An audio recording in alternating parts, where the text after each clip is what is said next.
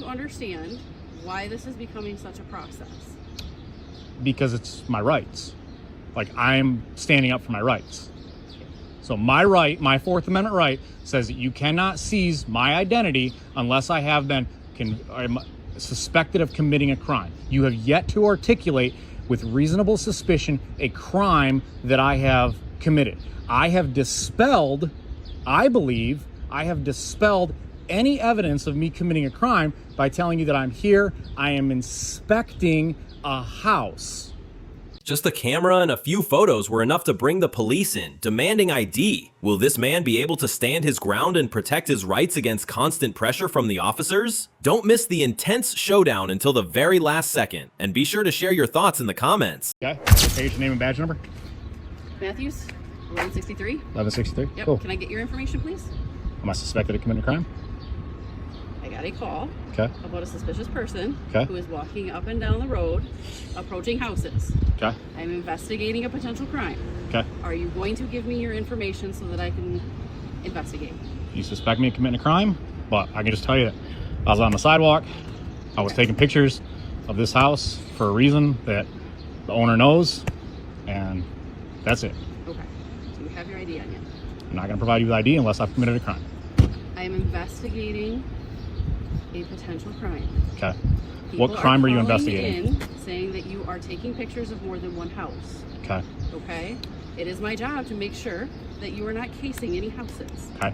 All right? What crime do you suspect me of committing? I've already explained that to you, sir. Are Can you going to articulate a provide me crime? with information that I'm requesting or not? No. Are you going to articulate a crime? I've already explained that to you So multiple times. Yep. Okay? So you suspect me of being suspicious? There was a call Mm-hmm. of you taking pictures and approaching houses. It was not. Okay? Well, that's the call. You've asked me to explain myself, and Okay. I'm explaining myself, and I'm explaining why we're investigating. Okay. I'm explaining why you are required to give me your information. I'm not required to give you identification unless you can reasonably articulate a crime that I have committed. This is not a stop and ID state. I have already explained that to you. Are you willing to give me your information? No. Okay, so you're obstructing an investigation. I'm not obstructing. Obstructing is a secondary crime that I have to have been committed. Who do you I have to be work convicted for? of committing a crime in order to be obstructing. What part of this are you failing to understand? I'm not failing to investigating understand anything. I think you're failing to understand. I'm not. Okay. Okay. I'm here for a legitimate reason, and I'm trying to obtain your information so Okay. I can verify that you're here for a legal purpose. Okay. Okay. I am here for a legal purpose. Okay. And what purpose is that? I am doing an inspection on a house. Okay. And who do you work for? Why is that So important? that I can call and verify that you are here and that you are an employee. Okay. So you want my information to verify that I am here for a legitimate reason. Why Since wouldn't you're not why wouldn't you giving ask me the homeowner who's information- standing behind me? And I can. Okay. That's part of my investigation. But right now, you're not cooperating with that. I don't feel that I'm not. I We feel could that I already am have been- cooperating. We could have already been done and gone with Okay. this. Okay. Okay. So I'm failing to understand why this is becoming such a process. Because it's my rights. Like, I'm standing up for my rights. So my right, my Fourth Amendment right, says that you cannot seize my identity unless I have been I'm suspected of committing a crime. You have yet to articulate with reasonable suspicion a crime that I have committed. I have dispelled, I believe, any evidence of me committing a crime by telling you that I'm here, I am inspecting a house. Okay. So what Yeah. crime have I committed? Or do you suspect me of committing? Can I speak? Go right ahead. Okay. As I've explained multiple times, we got a call that said that you were taking pictures and approaching multiple houses. That you are currently at this house. Okay? Yep. Entering onto other people's properties. Not a true statement. Okay. And I don't know that Okay. because I have somebody who's saying that that happened. Okay. People lie to us all the time. Yes. Okay. It's my job to investigate Yep. and identify people who could be potentially committing crimes in Yep. the neighborhood, which in this case is the concern. Okay. All right. I need your identification. No, you don't. So that I can verify. Okay. So I would suggest that you talk to the Am I explaining complainant. this wrong? Can I request supervisor? I'm requesting a supervisor. I'm formally requesting a supervisor, Officer Matthews. Okay. And I'm formally requesting your information. Not to mention. Is that a lawful order? Yes, it is. No, it's not. Okay. You're attempting to use the color of law, which would be violating my rights. Not violating your Fourth Amendment rights. Yes, you are. You're attempting to. You have not done it yet, but you're attempting to. What's your name and badge number, please? Right Is that here. how you answer the judge? This is right here. That's how you answer the judge? You just point at your... Right here. Yeah. You see her. So Hickman, and your badge number is? 44. right 44. here. Thank you. The other concern is that if you are going house to house, which is the call that we got, is that you have to have a license in order to do that. So have you filed a license with the city of Battle Creek? So that is if I am peddling or panhandling, which I am doing neither of Which which. is also what we're trying to identify, right? Okay. Which is also a crime. Okay. So I do have a legal right to obtain your identification, as I've explained on multiple occasions. So I am not peddling. Sir, have I solicited you for anything?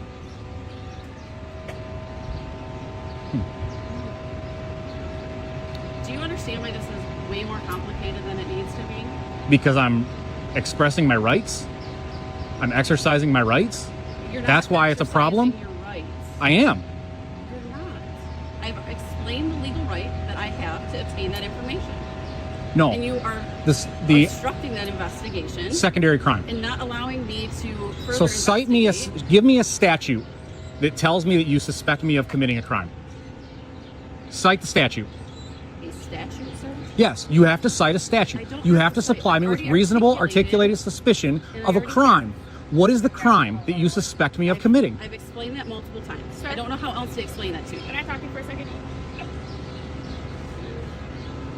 Come in there and talk to you? Yeah. Yeah.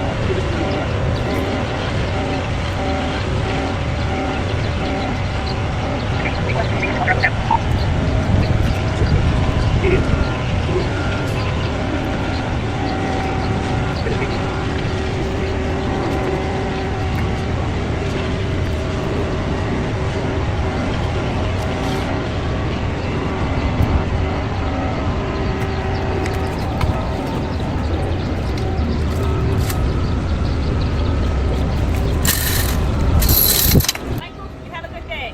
Take care. Can I request the incident number? Officer Matthews, are you not going to provide me with the incident number when I requested it? Or the supervisor when I requested the supervisor?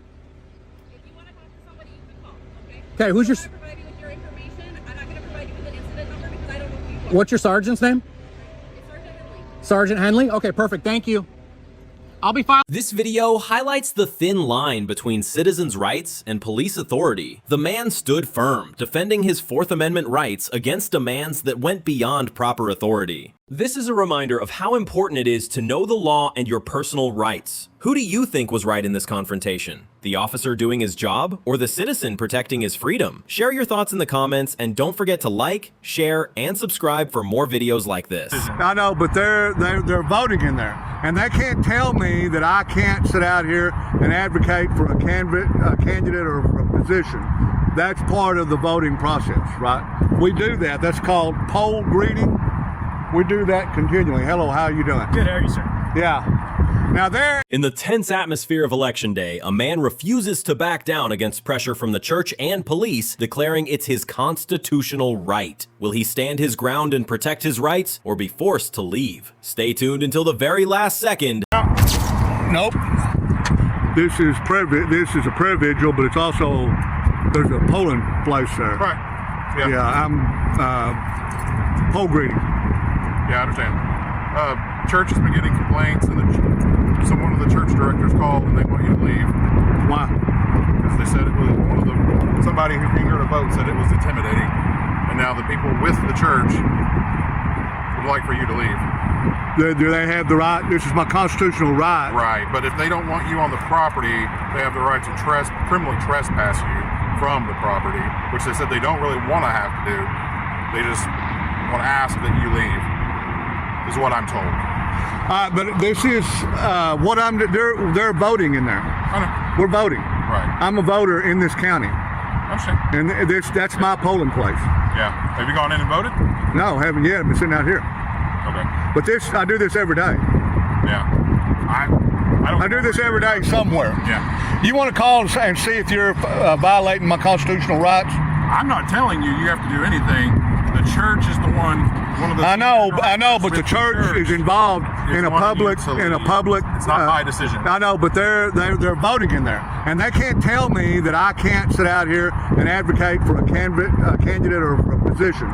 That's part of the voting process, right? We do that. That's called poll greeting. We do that continually. Hello, how are you doing? Good, how are you, sir? Yeah. Now this maybe they don't really understand. This is a poll, official poll where they're voting, right? Yes, sir. I'm a voter in this county myself, Okay. right? And I haven't voted yet. But what I'm doing right now is called poll greeting. See, yesterday I was watching the Frisco firefighters up in day before yesterday in Frisco. They had a tent out there, and they were advocating for their union, right? You're allowed to advocate for a candidate. You're allowed to present a point of view, those sorts of things, right? And when they make this a public poll, you can't tell me that I can't come out here and engage in that political process. You see? If they don't want to let people vote here, if they want to make this a private thing, that's fine. But they don't need to open it up to the public and say this is a polling center, right? And because people come up here, this is what we do. We come up and we sit in front of these places with signs, with flags, with Trump flags, with so on and so forth. You know what I mean? That's our constitutional right to do that. Now, you're violating my constitutional rights if you tell me that I have to leave. If they tell me I have to leave. I'm not going to tell you you have to leave. Okay, well, that's all. It would be on them. The church wants you to leave. Okay, well, you tell the church this. I have the constitutional right to be here. Go ask some of your lawyer people that you know.